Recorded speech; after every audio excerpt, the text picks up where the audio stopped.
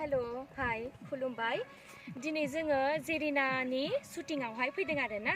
ओमफ्राय बियो जाहैबाय लकेशना कालामाति जायगाया जोबोर मोजां गोजौ हाजो बिनिफ्राय दै बारनांगौ आरो एसे खस्थ' जायो अन्थाइफोरबो दं देन आफ्टर बेयावहाय आदा सिनियर एक्टर दं आदा सन्जिब ओमफ्राय सेलबेशन दा जाखांफुनाय गोदान एक्टर आरोना दा नोंसोरो बिसोरजों आङो दा रायलायनोसै हेलो सेलबेशन हाय दा नोङो जेरिनानि प्रजेक्टआवहाय शुटिं खालामनानै माबायदि मोनदों आब' जेरिनानि शुटिंआव फैनानै बिराद गोजोननाय मोनदों मोजां मोनदों औ साननो थाङोबा आङो बेनो गिबिथि हिर' रलाव मोनदों पजिटिभ लाइनावहाय दा बे कालामातियाव फैनानै बिराद मोजां मोनदों औ बे प्रजेक्टआ ओमफ्राय माला रिलिज जागोन प्रजेक्टआ रिलिज जानाया जों साननै जाजेनबायथ' शुटिंआ ओमफ्राय साननै जोंहा दिनै हाजोबनाय नंला गाबोन सानसे लाबावनांगोन जोङो गाबोन जोबनाय लोगो लोगो जोङो बेखौहाय जोङो एडिटिंआव लांगोन भेरि सुन जों बेखौहाय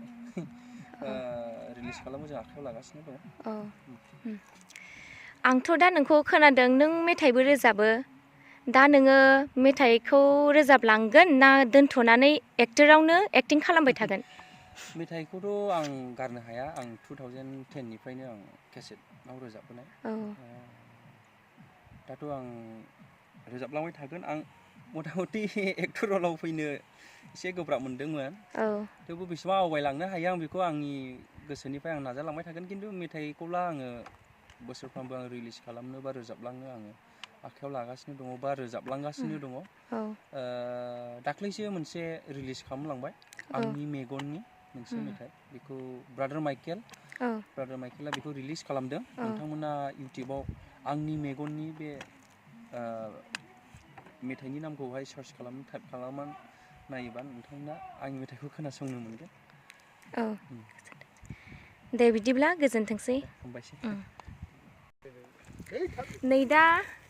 आङो जेरिना एक्ट्रेसजों रायलायनो नागिरदों नोंथांमोनाथ' सानसेमानि खस्थ' खालामबाय शुटिंआव माबोरै मोनखो फोरमायदो एसे जानाय लोंनाय खस्थ'आथ' मोनबाय बेयाव फैनानै फुङावबो सिलायसोल'सो जाबोदों ओमफ्राय साहा लोंनाय जादों आरो दा सानसेमानि जेबोथ' जानाय जायाखैनो ओमफ्राय दा एखेबारे जि खस्थ' लामाया दा खस्थ'नि गेजेरजोंनो लानाय जाबाय आरो आथिङानो साजोब्बाय दै बारनांबाय जि खस्थ' आंथ' बारफेरामोन बेबायदि दै बारनांबाय आरो उपाय गैया स' बिदिनो थेंक इउ आरो दाना स्ट'रिनि गेजेरजोंथ' सानै एक्टर दाना सासे एक्टरजों आरो सानै एक्टरजों माबायदि एक्सपिरियेन्स मोनखो फोरमायदो एबारथ' फार्स्ट टाइम शुट खालामदों एलबामाव सानै हिर' सासेल' हिर'इन दा बेजोंबो एक्टिं खालामनांगौ दा ओरैबायदि खस्थ' सानै एक्टर आरो मालाय बाराय खस्थ' गैया जाहैबाय आंहासो माने बेजोंबो लाखांबाथाय ड्रेस चेन्ज खालामनांगौ आरो बेजों लाखांबाथाय बेजोंबो ड्रेस चेन्ज खालामनांगौ दा एसे खस्थ' मोनबाय आरोखि आङो एबार माने फार्स्ट एक्सपिरियेन्स मोनबाय आरो मोजांखौनो नांदों मोजां मोनदों आरो गोसोआ समान नङा दाथ' भिडिअ'आ जोबनायनि लामायाव फैबाय दा माबायदि जागोन बेखौ फोरमायनो हागोन नामा दाथ' भिडिअ'आ जोब्बायानो होनजायो आरो दा जेबोथ' बुंनो रोंनाय नङा रायजो राजा बिथांमोनहा माने बे भिडिअ'खौ नायखांनानै अनसायनानै लागोन नालाय बेखौथ' जेबो बुंनो रोंला स' उनाव ओंखारबा नायदो आरो नोंथांमोनहा थेंक इउ आच्छा जागोन दे आसा खालामो नोंथांमोननि भिडिअ'खौ बयबो रायजो राजाफ्रा नायनानै एक्सेप्ट खालामो अनसायो बेखौनो मिजिंथि लाबाय गोजोन्थों दानिया सानै महरगिरि आरो सासे सेबखांगिरि बिथांमोनजों मोगा-मोगि लानो नागिरदों दानिया जोङो बिथां डाइरेक्टर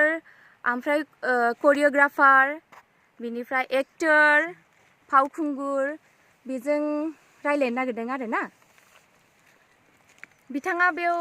डाइरेक्सन होदों आरो दानिया बिथां शिबराज नार्जारिया बेयाव करिय'ग्राफार डाइरेक्सन होनानै माबायदि मोनदों बेखौ एसे फोरमायदो ना खुलुमबाय आं शिबराज नार्जारि दा जेबि फिल्म प्रडाक्सन फ्रम बङाइगाव दा बेयावहाय